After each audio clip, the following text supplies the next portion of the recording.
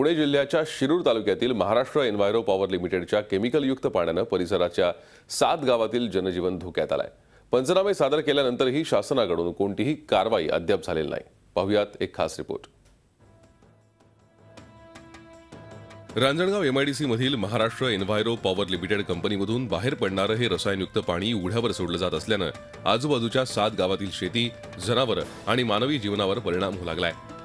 राज्यभरातील केमिकल कंपन्यांमधील घनकचऱ्यावर प्रक्रिया करणारी राज्यातली ही एकमेव कंपनी आहे। या ठिकाणी रासायनिक कचऱ्यावर प्रक्रिया केल्यानंतर रसायन मिश्रित पाणी कोणतीही प्रक्रिया न करता बाहेर सोडलं जातं। हे पाणी जवळच्याच पाझर तलावात आणि विहिरीमध्ये पाझरतं। शेतकऱ्यांना हे केमिकल मिश्रित पाणी वापरावं लागत असल्यानं शेती नापीक झाली असून जनावरं आणि माणसांना विविध त्वचा रोग झालेत। हे रसायनयुक्त पाणी सोडणं त्वरित बंद करावं या मागणीसाठी गेल्या 12 दिवसांपासून येथील सामाजिक कार्यकर्ते उपोषणाला बसलेत।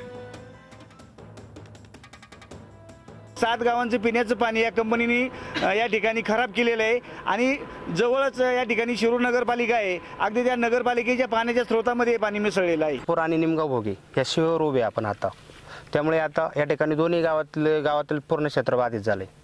साधारणतः या ठिकाणी एमआयडीसीच्या खाली 200 एकर क्षेत्र पूर्णपणे नापीक झाले आणि हे फक्त महाराष्ट्र एन्व्हायरो पॉवर कंपनी या कंपनीमुळे झाले। वीज निर्मिती करण्याच्या उद्देशाने या ठिकाणी कंपनी सुरू करण्यात आली, पण आतापर्यंत 1 युनिट सुद्धा वीज या ठिकाणी निर्माण करण्यात आलेला नाही असा आरोप इथले नागरिक करतायत। आमदार बाबूराव पाचरणे हा विषय हिवाळी अधिवेशनात उपस्थित करणार आहेत। हिवाळी अधिवेशनामध्ये हा प्रश्न निश्चित स्वरूपामध्ये केला जाईल।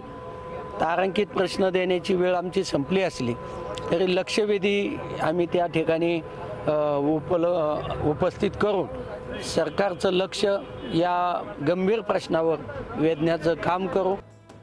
आरोग्य विभाग आणि महाराष्ट्र प्रदूषण नियंत्रण मंडळ यांनी या तक्रारीची दखल घेत पाहणी करून पंचनामे केले खरे, पण अद्याप कोणतीही ठोस कारवाई न झाल्यानं गावकऱ्यांच्या नजरा हिवाळी अधिवेशनात उपस्थित केल्या जाणाऱ्या प्रश्नाकडे लागल्या आहेत। एन्व्हायरो पॉवर लिमिटेड या कंपनीच्या विरोधात संजय पाचंगे यांचं या ठिकाणी आमरण उपोषण सुरू आहे।